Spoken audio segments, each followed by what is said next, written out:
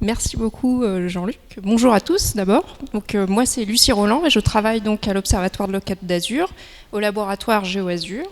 Et je travaille sur les couplages entre les planètes solides et les atmosphères, donc à l'origine vraiment sur Terre. Et donc je participe à cette mission un peu de l'intérieur, donc en tant que membre de l'équipe scientifique et plus particulièrement des groupes Atmosphère et Impact.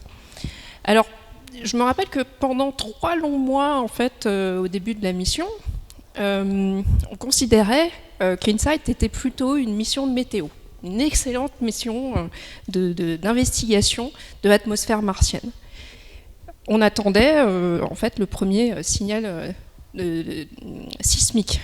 Donc, il s'est révélé que l'atmosphère en fait cachait pendant une partie de la journée, au final, donc ces signaux sismiques. Et pendant de longues années, on a ensuite attendu donc les impacts. On pensait donc que les impacts allaient être quelque part les sources les plus certaines qu'on allait observer. Donc, je vais vous en parler aujourd'hui. Et je vais commencer par vous parler du son et aussi d'une mission que vous connaissez et qui a atterri l'année dernière sur Mars, donc la mission Persévérance. Je ne pouvais pas passer à côté de l'expérience de propagation du son et la première mesure de la vitesse du son sur Mars par cette mission sœur finalement d'InSight. Je vais parler aussi, alors pendant longtemps on a cherché des sons venant de l'atmosphère reliés aux météores. Et comme on n'avait pas de météores à observer à l'époque, on s'est intéressé aux entrées de missions spatiales. Parce que justement, on en a eu 2 l'année dernière qui sont arrivées. Ou il y a 2 ans déjà peut-être. Oui. Donc ensuite, on est resté à l'écoute des sons des météores. Donc je vais vous en parler un petit peu.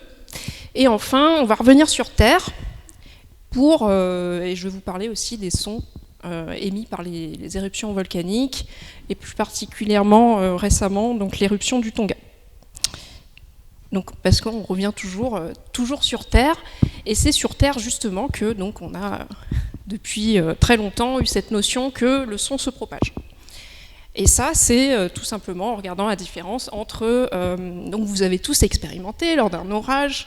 Donc vous voyez donc un éclair et puis vous attendez un certain temps, quelques secondes, vous comptez et vous entendez donc le tonnerre et à partir de ça vous pouvez en déduire donc une approximation de la vitesse du son. Donc c'est quelque chose d'assez facile à faire.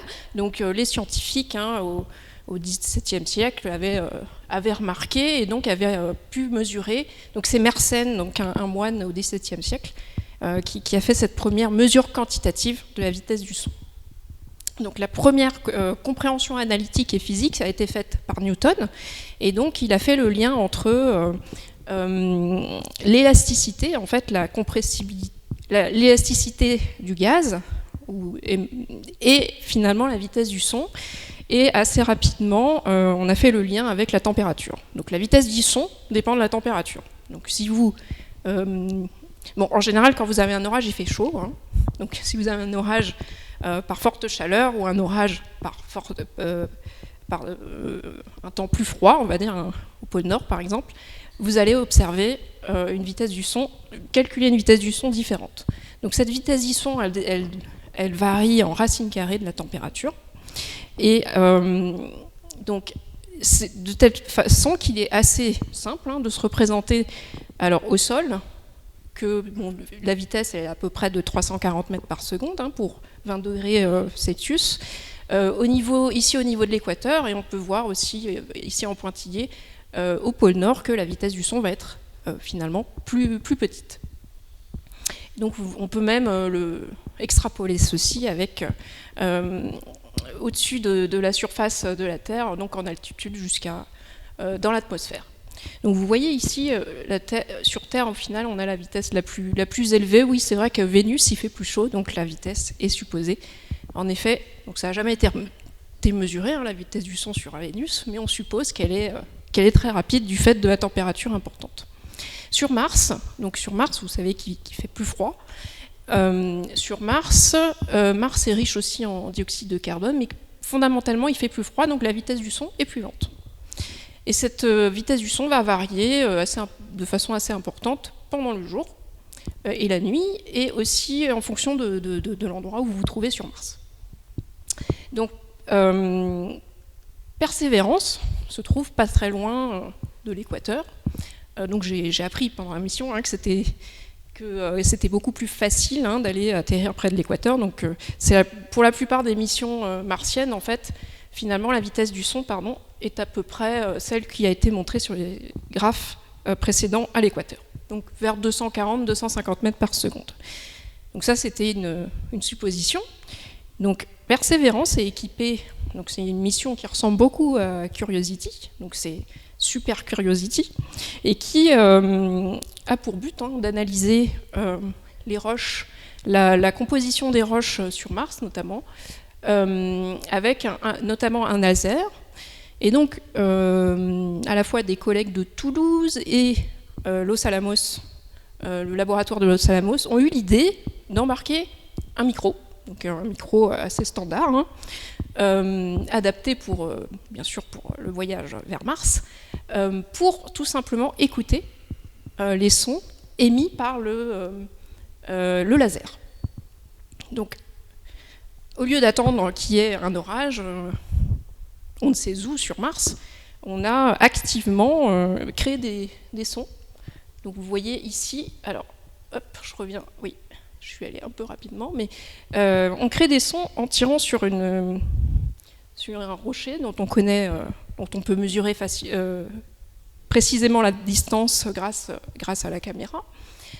Et alors, ce que l'on a pu mesurer aussi, ce sont les mouvements du rotor de l'hélicoptère. Vous avez entendu parler d'Ingenuity, qui est ici. Et donc, ces mouvements du rotor sont en fréquence d'environ 100 Hz ici, et donc on a pu mesurer de deux façons la vitesse du son, et dans différentes fréquences. Donc ici vous voyez à haute fréquence, donc c'est des fréquences audibles à l'oreille humaine, et à différentes distances de tir, on a pu mesurer finalement, vous voyez ici le spectre de ce signal acoustique. Et que vous pouvez voir que plus on tire loin, moins le son et l'énergie acoustique est importante. Donc vous voyez ici à gauche la mesure qui a été faite à partir des sons émis par Ingenuity, donc 240 mètres par seconde, à basse fréquence, relativement basse fréquence. Et ce que l'on a vu, c'est qu'à plus haute fréquence, au final, avec des températures assez similaires, on se retrouve avec une vitesse du son de 250 mètres par seconde. Donc ça, c'est les toutes premières mesures qui ont été faites et qui ont pu vérifier finalement la théorie avec donc une espèce de dichotomie vers 240 Hz. Donc ceci est dû donc finalement aux propriétés de la molécule de CO2 qui va vibrer plus fortement à plus haute fréquence, et donc le son va se propager plus rapidement. Alors, vous voyez, on se retrouve dans des fréquences audibles. Donc les fréquences audibles sont au-dessus de 20 Hz, donc j'y reviendrai un peu plus tard. Alors juste pour comparer, donc ici vous avez Persévérance, donc le micro, donc les fréquences qui sont balayées par Persévérance, c'est les fréquences audibles au-dessus de 20 Hz jusqu'à 20 000 Hz. Donc c'est pour ça que c'est un micro qui a été embarqué. Le micro a aussi pu observer le bruit du vent. Donc vous avez peut-être sur Internet, vous pouvez écouter le bruit du vent dans les fréquences audibles. Mais avant ça, InSight avait aussi mesuré les sons martiens dans des fréquences inaudibles. Donc InSight finalement est équipé aussi d'un capteur d'infrason inférieur donc à 20 Hz. Et donc on avait pu aussi observer le bruit du vent et différentes choses. Donc on verra plus tard que le meilleur capteur d'infrason, c'est pas finalement le senseur de détecteur de pression sur Mars, c'est finalement le sismomètre CEIS. Donc on peut aller observer ce qu'on appelle donc les infrasons. Donc juste très rapidement. Donc les sons ont différentes couleurs, on peut dire. Donc les sons très aigus donc les ultrasons, les sons audibles entre 20 Hz et 20 kHz, qui correspondent finalement à peu près aux longueurs d'onde de la taille de l'oreille humaine, hein, si vous regardez les longueurs d'onde. Et aux longueurs d'onde plus grandes, donc inaudibles, on se retrouve dans le domaine des infrasons.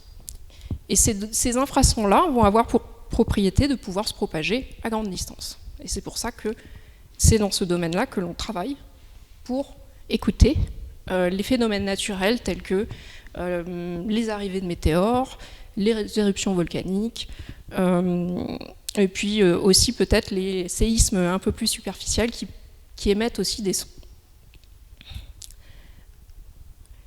Donc, pour poursuivre, donc, vous avez vu, hein, persévérance, grande première, hein, avec on a vérifié que la théorie, hein, donc on a une théorie qui est consolidée maintenant, donc la physique de la propagation sur Mars est mieux connue grâce à ça. Donc je vous ai dit que donc on cherchait donc des météores. Donc les météores vont, comme les missions spatiales, lorsqu'elles arrivent sur Mars ou sur Terre, arrivent à une vitesse très importante de plusieurs kilomètres par seconde qui va dépasser de loin donc la vitesse du son, que ce soit sur Terre ou sur Mars. Donc ils vont émettre, donc ça vous l'avez expérimenté aussi au passage d'un avion de chasse, d'un avion supersonique, ils vont émettre un bang supersonique. Et c'est ce bang supersonique que l'on cherche à repérer dans les données InSight. Donc au milieu donc, du bruit météo, des Marsquakes, qui sont très nombreux. Et donc, alors, on a cherché donc à modéliser ces sons à différents moyens hein, de les détecter. Donc, vous voyez, donc, on avait l'expérience de Mars 2020, on savait que Mars 2020 allait arriver bientôt, et on a préparé une expérience d'observation avec InSight de l'arrivée de Mars 2020. Donc je me rappelle je vous en avais parlé il y a 2 ans de ça, en mars 2020. Et donc, le Mars 2020 qui arrive émet une onde de choc, ainsi que des infrasons, et puis aussi des ondes sismiques. Alors, InSight était à 3600 km. Donc ça, c'est ce qu'on avait préparé. Et puis juste pour vous dire, pour mentionner, on avait mis en évidence, d'ailleurs, pendant la durée de la mission InSight, donc ça c'est un mystère finalement, l'arrivée d'un impact. Donc un impact, vous voyez, à 38 km d'InSight. Donc on a cherché donc dans les données InSight si on pouvait trouver un signal à la fois sismique et acoustique relié à ce météore. Donc on ne l'a pas trouvé. Donc, ce que l'on suppose, c'est que l'impact a eu lieu pendant le jour, au moment où finalement le bruit ne permet pas de détecter le signal. Donc on a continué à chercher et on a préparé donc cette expérience de Mars 2020. Donc il y avait Mars 2020 et puis il y avait aussi à l'époque ExoMars et puis Tianwen, donc la mission chinoise. Donc c'était une année assez riche. Alors entre-temps, alors oui, on savait où Mars 2020 allait atterrir. Alors, donc on a préparé l'expérience sans problème. On a préparé une expérience similaire pour Tianwen. Alors ça a été un petit peu un jeu un peu plus compliqué parce qu'à l'époque, jusqu'à une semaine avant l'atterrissage de Tianwen, on n'avait pas précisément l'endroit où allait atterrir la sonde. Alors certains collègues ont, à partir des positions des satellites de relais télécom, pu contraindre de façon assez approximative où Tianwen allait atterrir. Une semaine avant l'atterrissage, il y a eu confirmation de façon un peu officieuse de la part de la CNSA du lieu d'atterrissage. Donc, de façon intéressante, Tianwen était plus proche. Mais au final, si on compare avec ce qu'on a sur Terre et les détections qui ont été faites, on est quand même, il faut savoir qu'on a 3500 ou 1500 km, c'est extrêmement loin. Donc, quel genre de signal, en fait, on cherche? On cherchait dans les données InSight. Alors, toujours, on fait toujours une analogie avec la Terre, où on a donc des observations de banques supersoniques d'entrée ici, dans ce cas-là, du shuttle, enfin de la navette Atlantis, à la fois par des sondes d'infrasons et par des sismomètres. Et puis vous voyez, donc, vous pouvez voir la signature, hein, qui a une forme en N. Donc vous voyez donc une réponse sismique. Donc ici, et en pression, on voit donc un pulse important qui se traduit aussi par un pulse hein, à la fois en déplacement dans les données sismologiques. Donc bon, il y a un effet des vents important. Sur Terre, jusqu'ici, ce genre de signal n'a été vu qu'à jusqu'à 500 km de distance. Mais quoi qu'il en soit, on a cherché ce type de ce signal dans les données Mars 2020.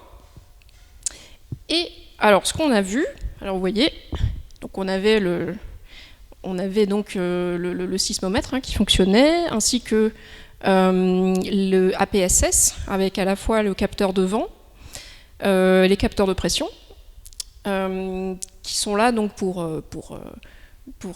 monitorer et suivre l'environnement de Mars et vérifier que finalement les signaux que l'on voit avec le sismomètre ne sont pas d'origine atmosphérique. Mais là, à contrario, on cherchait donc ce signal atmosphérique. Donc l'arrivée de Mars 2020 était le soir, hein, sur Mars, non, sur Terre, donc en UTC, et au niveau de l'Europe, on était le soir. Et donc ce que l'on a vu, c'est que on a regardé tout de suite hein, dans la fenêtre d'observation attendue pour les ondes acoustiques, sachant que les ondes acoustiques vont à peu près à 240 mètres par seconde, donc on savait au niveau d'InSight que si on cherche un banc supersonique ou un signal acoustique, on devait chercher environ 4 à 5 heures plus tard. Alors, de façon assez surprenante, donc on a observé un bruit, enfin pour nous c'est un bruit hein, finalement, c'est un Marsquake.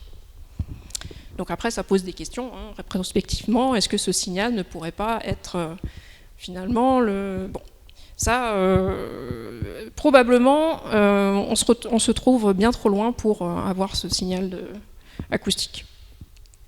Mais des recherches continuent à avoir lieu sur l'origine de ces signaux haute fréquence dans les données sismologiques.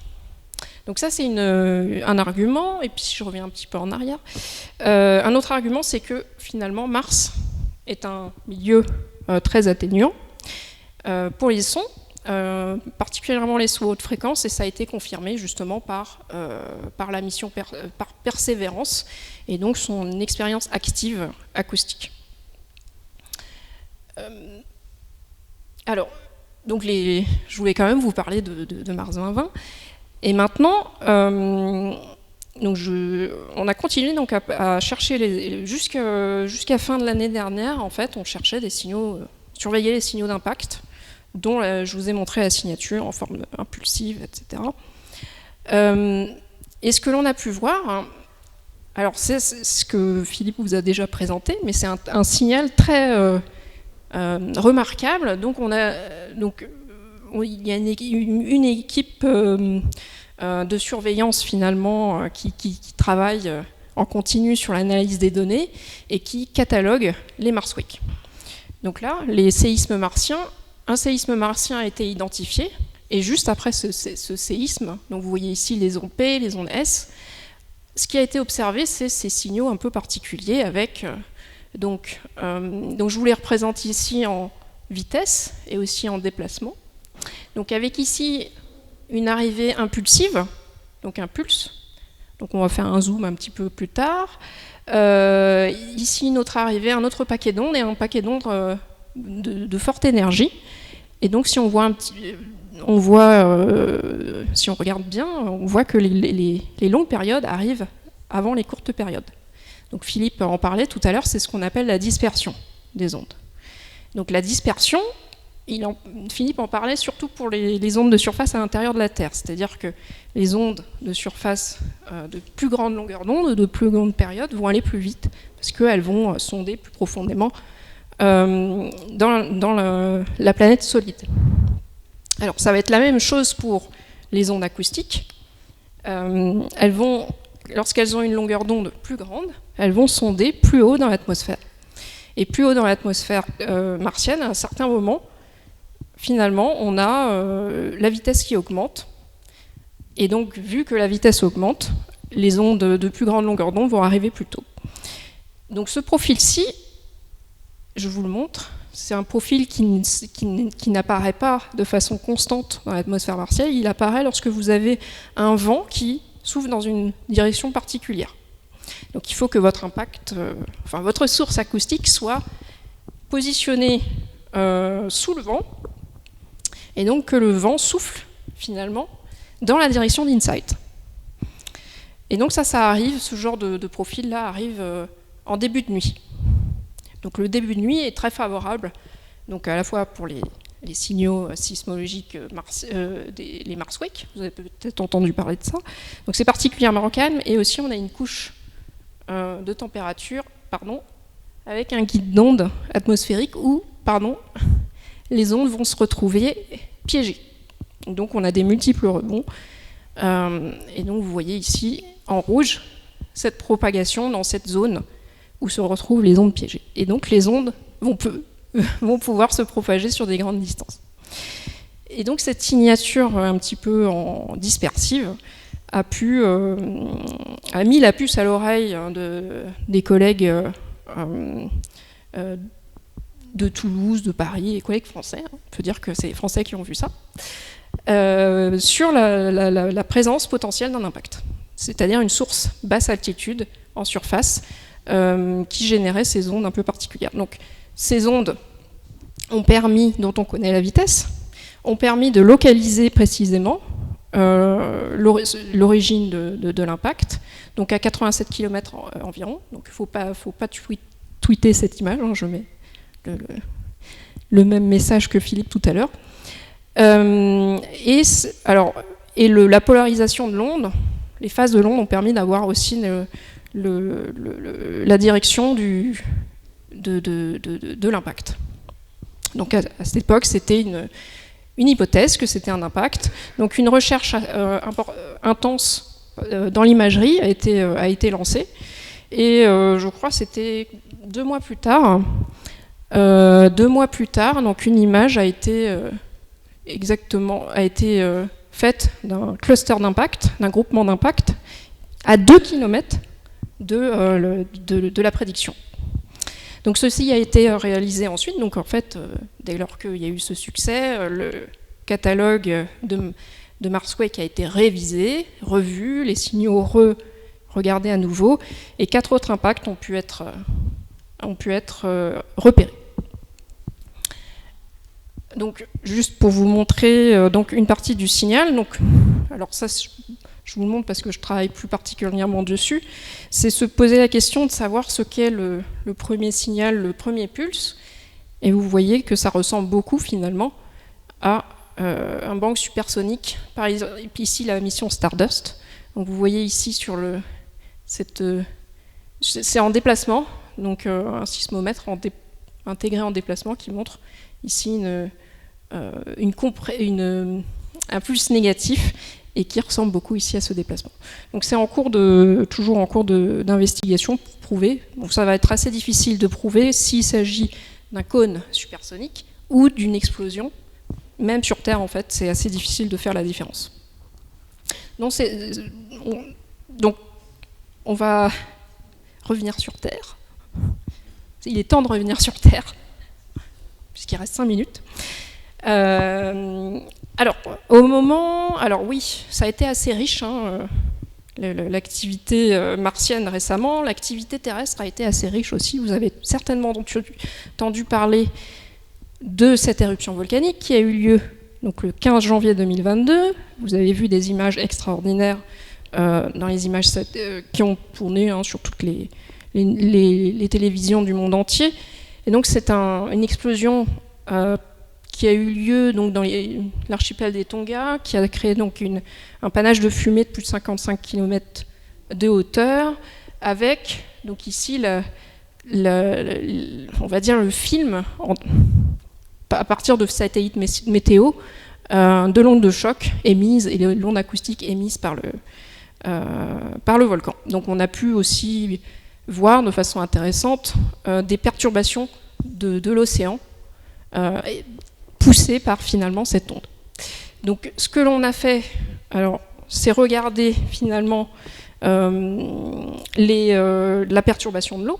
Donc la perturbation de l'eau, vous avez ici en fait un petit film qui a été fait juste pour montrer finalement différents types de mesures qui ont été faites dans l'environnement proche de l'explosion volcanique, avec ici au niveau de l'eau à la fois une onde qui est due finalement à l'effet de cette onde de choc qu'on a vue et qu'on appelle une RC wave en anglais, et ensuite un tsunami.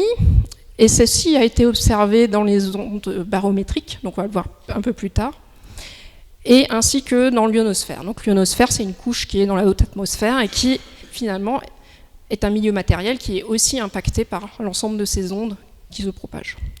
Donc ces ondes générées par cette éruption exceptionnelle ont été observées pendant plusieurs jours par différents types de capteurs, dont alors des capteurs barométriques, des capteurs à infrasons. Donc les capteurs à infrasons sont des capteurs qui observent à plus haute fréquence, plus haute fréquence que les capteurs barométriques. Et enfin, on a pu voir finalement une onde, c'est une espèce d'onde de surface qu'on appelle une onde de Lamb, une onde à la fois acoustique et qui est aussi sensible finalement aux perturbations de gravité, et qui a été observée pendant une semaine par ces capteurs, ainsi que par des sismomètres.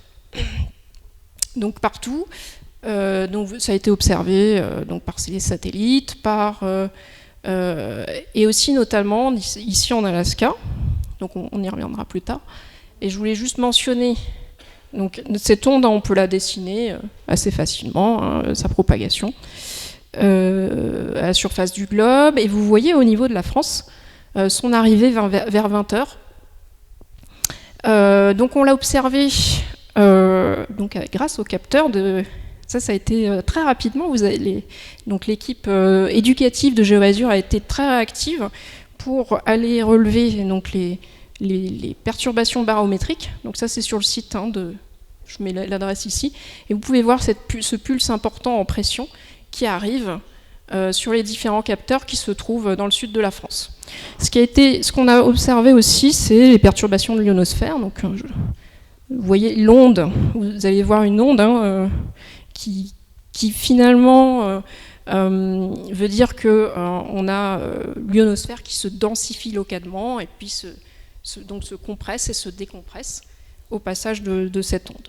Donc vous voyez cette alternance de rouge et de bleu avec une propagation vers le sud, parce que l'antipode du volcan des Tonga, c'est à peu près en Afrique. Donc la première onde de ce volcan est venue du nord. Donc si vous cherchez à les retrouver dans les capteurs. Donc ça a été observé aussi par des capteurs bas coût. Je voulais juste en parler parce que c'est aussi possible de faire ce genre d'observation avec des capteurs beaucoup moins chers que les capteurs scientifiques. Et donc je vais revenir juste pour l'Alaska et donc finir là-dessus, c'est que ce volcan a été bien sûr entendu proche par les habitants proches, les habitants des Tonga, mais il a été de façon remarquable aussi entendu à l'oreille. Donc un grand grondement sourd a été entendu au niveau de l'Alaska ici. Donc vous pouvez voir ici la mesure qui a été faite, montrant que vous aviez de l'énergie acoustique jusqu'à 10 000 km de distance dans les fréquences audibles pour ce volcan. Et donc ça, c'est juste pour boucler sur les sons des volcans sur Terre. Donc je vais m'arrêter là, puisque le temps est échu. Et